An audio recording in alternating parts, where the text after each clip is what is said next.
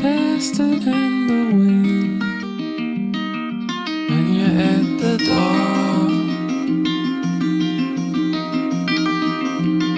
What's up, everybody? This is Stephen Applegate coming to you from a Sunday morning here around 9 o'clock a.m. July the 1st, 2018. We recently picked up a powerful 3300 PSI power washer. I bought a house in the summer of 2015, and the seller had already put some stain on the decks and the exterior siding of the house. However, over the past 3 years, the decks and the siding both need some power wash. The decks are probably as old as the house, which was built in 1989, and they're in need of some serious cleaning. So I stopped by the local Lowe's yesterday. I picked up a Simpson 3300 PSI power washer where I knew it was going to be capable of handling a significant amount of workload. Now, while I was in the store, I checked out some of the reviews that were left for some of the lesser expensive power washers that were sold in that store. Unfortunately, some of the reviews were quite concerning, so it led me to make the decision of putting a little bit more money towards a better purchase. So in this video, it's just my attempt to share with you, the world, my unboxing and my usage of this 3300 PSI power washer. Today's forecast calls for about 92 degrees with clear skies, so I have a whole day ahead of me to work at my own pace. I'm not going to get everything done. Of course, many say that power washing is very addictive, so once you get started, you just want to continue to go on to the next thing and the next thing. I've got about 150 foot of fence, which I might tackle later on. However, the deck is my primary concern. I've got a walkway in front of the house that I'm probably going to be sharing with you in this video. So stay tuned. There might be other videos in this series. Be sure to hit that subscribe button. Leave a comment below if you want to see anything specific that I could use the power washer for. So sit back, relax, and enjoy the ride.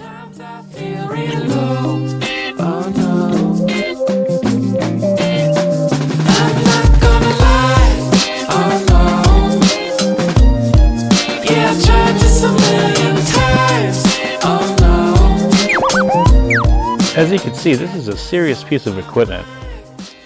196cc KOHLER engine. It's got 2.5 gallons per minute. It's a professional quality pressure washer. It's gas powered, has a 4-stroke engine, which means no mixing oil, a 35-foot MorFlex high performance hose, 3-year manufacturer's warranty. Here's a list of the specifications, as well as all the parts that are included in the box. As you can see from the specifications on the side of the box, the model number is PS60841. Pressure rating is 3300 PSI, as I mentioned earlier. Water flow rating 2.5 gallons per minute. It is a KOHLER engine. Detergent injection system is included. Thermal relief system is also included. Okay, now with the sun coming out, I'm going to go ahead and unbox.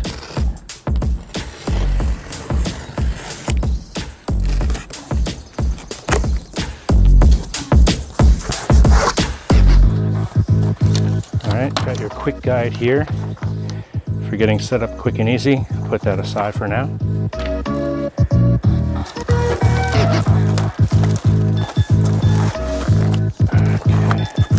Packaging is nice to protect the handrail.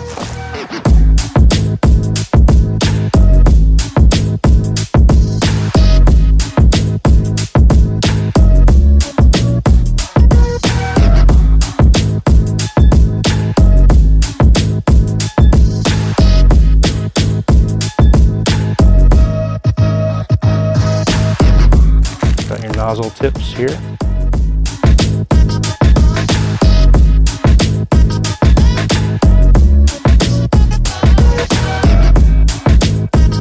And the ability to put your nozzle tips in the rubber grommets. In this package, we also have the extension for the nozzle, which has got the quick release fitting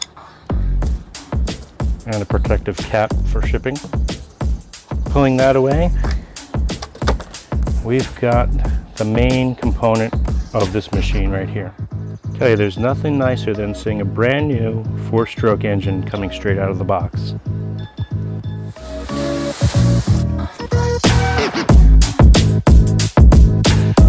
Got the nozzle with the safety trigger and the auxiliary hose for any fluids, including solutions. See if we can get this out one half.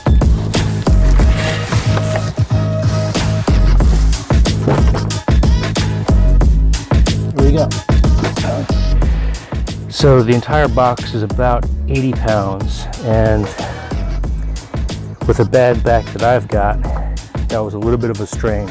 Luckily, you don't have to be carrying this thing up and down steps for the most part, and you'll have the handle that'll be easily transported from point A to point B on the 10-inch wheels.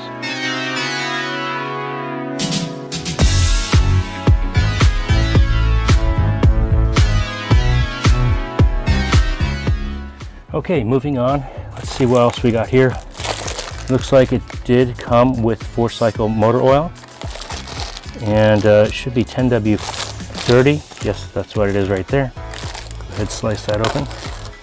Definitely some interesting packaging. I was expecting a traditional quart or plastic pint container, but this is in a flexible, disposable container. I guess it's eco-friendly.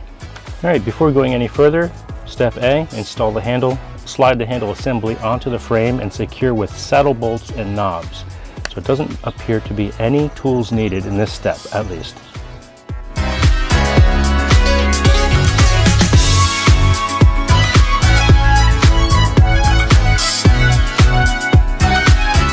So the saddle bolts and knobs appear to be in this small package right here. It's nice that they keep them together like that. I'm going to take the handle, position it in the right configuration, and slide it right over the frame.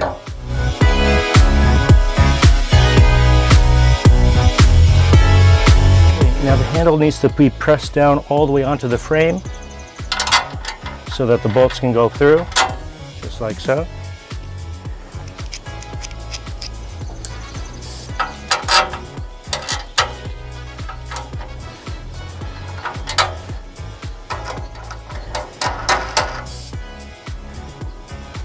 That's one.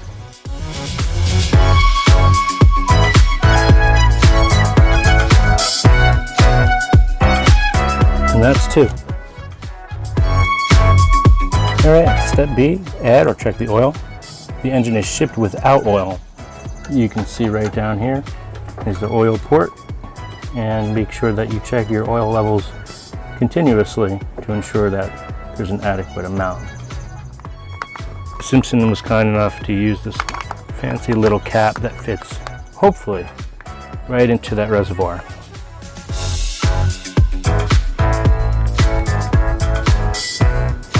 Now I'm assuming that the entire pint is intended to be emptied into the reservoir.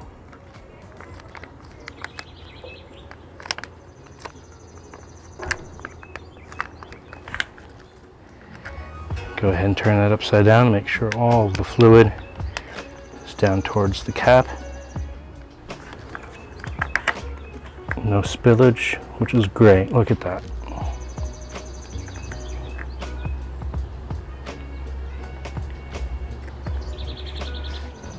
And simply return the oil cap.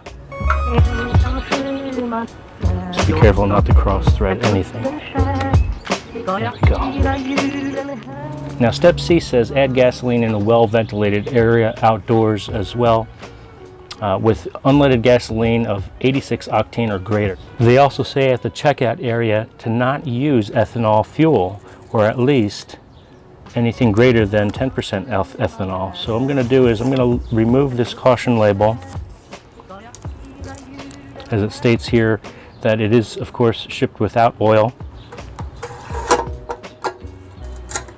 Nice little safety chain there.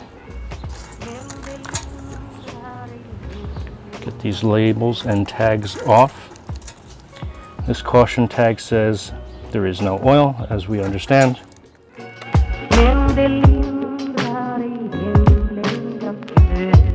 Nice little catch screen in there for filtering out debris. Now, using a filter will help ensure that there is no debris that may be transferred from a funnel such as this, or there may be some dust, debris, cobwebs, and so forth that you don't want to get into the gas tank itself.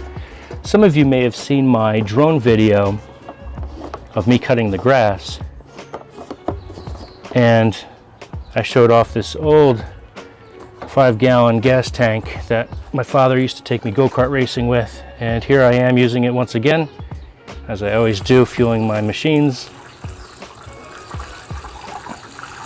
Now this is fresh gas. I picked it up about 5 or 6 weeks ago with the start of the season. I don't want to overfill it, so just want to keep an eye on that. Looks like I'm just about where I need to be. I'm just going to top it off until I see it hit the bottom of the funnel.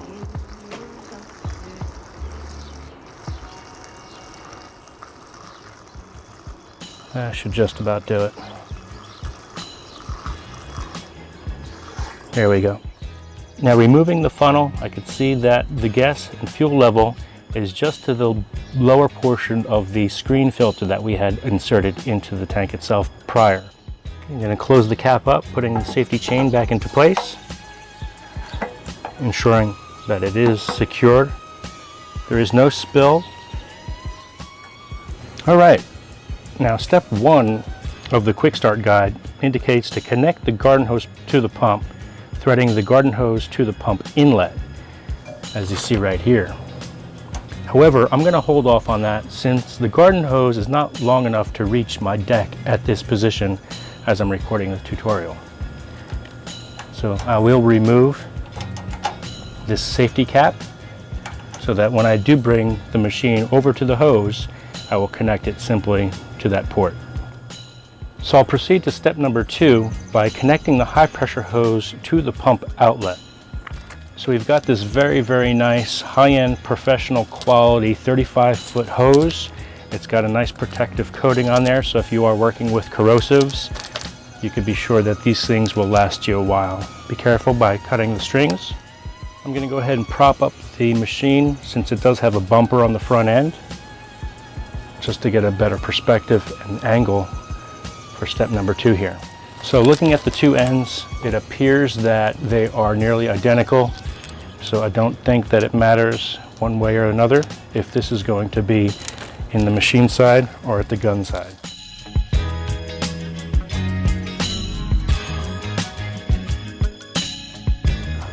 Make sure it's on there straight without crossing any threads. It's going on nice and smooth. We got a little bit of tension. Give it a little bit of a torque there. Nice and secure.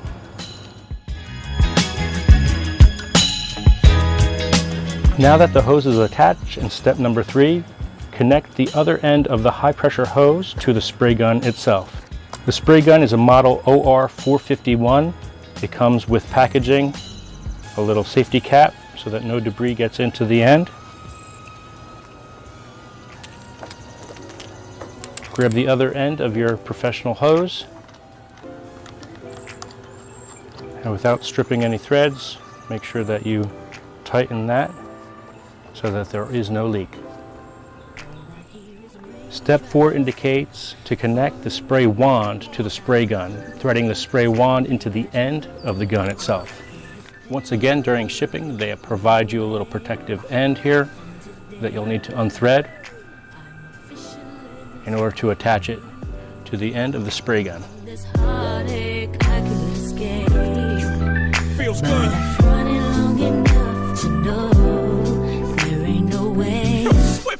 And today, I'm official. All right, step 5, connect QC nozzles to spray wand. Pull quick connect coupler back and insert nozzle. Release quick connect coupler and twist nozzle to make sure it's secure in the coupler. And in the original packaging, as you can see, these are color coded. And with some brief tutorials, you'll learn that there are certain applications for each and every one of these nozzles.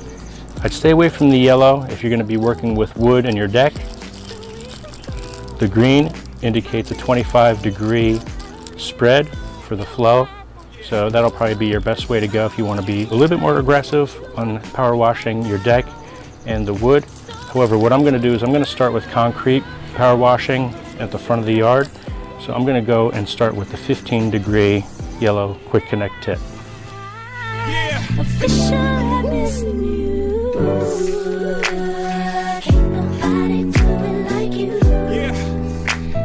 Just like that. For the remaining nozzles, I'm going to go ahead and put them in their little compartments here on the handle. Starting with the soap nozzle, which I'll probably be using when I'm washing my vehicles. Second off would be the 40 degree.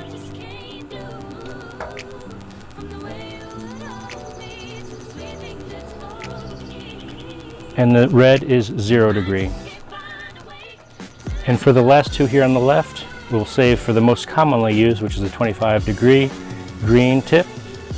And I'll have that one set aside for the yellow tip. This tag here indicates, attention, before operating the pump, remove this metal shipping plug from the top of the pump and install the vent plug provided. That's this little guy right here. So let's see if that pulls right up.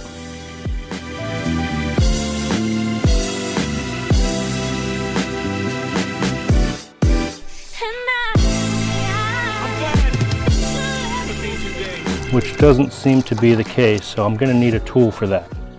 So all in all, you will need one tool as far as I can see, and that is a 7/32 Allen wrench. I'm glad I made your day. And replace that with the provided valve.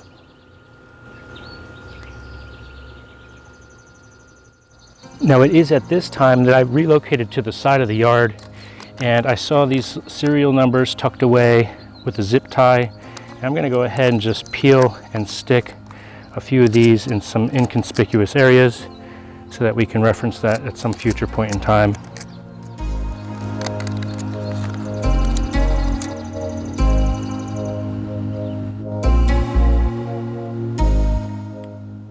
It is now at this point that I'm going to go ahead and get back to step number 1 and connect the water hose to the machine at this appropriate valve. I want to make sure that there's no debris on the threads.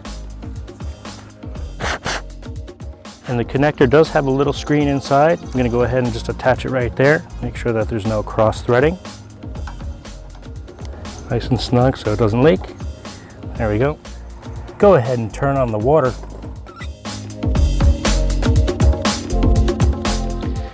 That was number 6. Now at number 7, you want to make sure that with the faucet on at 100%, that you go ahead and release any air pressure from the system. By hitting the trigger on the gun, that'll release any air and high pressure from the hose until the steady stream of water is actually present for about 30 seconds.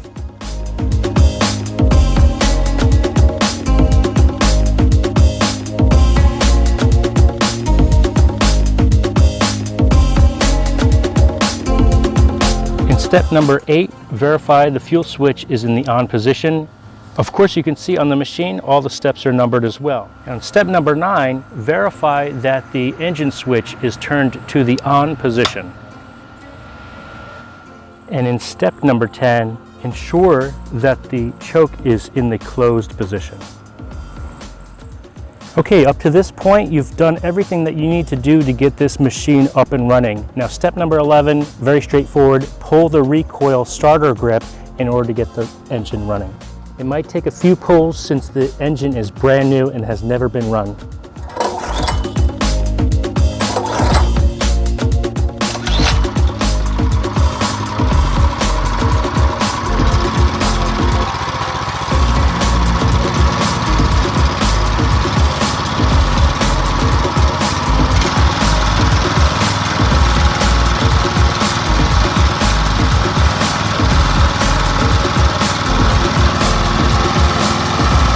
As you can tell, there's a bit of noise coming from the motor, but overall it's somewhat quiet compared to other 4-stroke engines in my experience.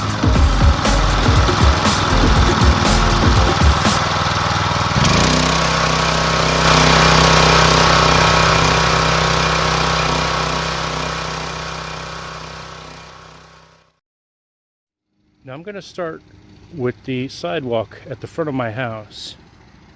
As you can see, it's got quite a bit of age.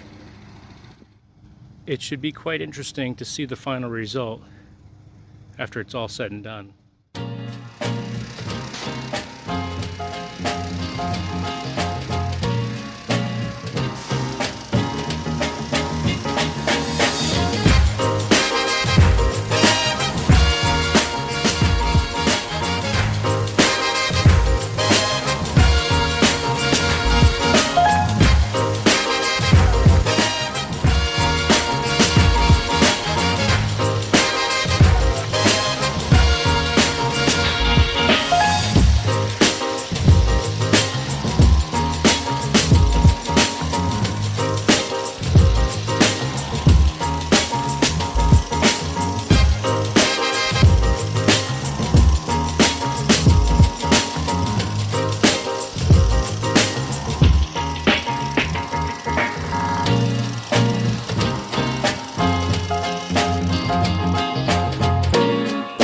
There's something about him that makes a girl want to take him in her arms and... As you can see, significant difference there. Night and day, unbelievable. So just like that, you'll be covered in mud and debris. Just be sure you wear protective footwear as well as goggles if you're going to be power washing for any length of time. And most of all, enjoy yourselves. Be sure to check out more power washing videos that I'm sure will be shared here on my YouTube channel. So hit that subscribe button, leave a comment below, and until next time, make it a great day. Thank you.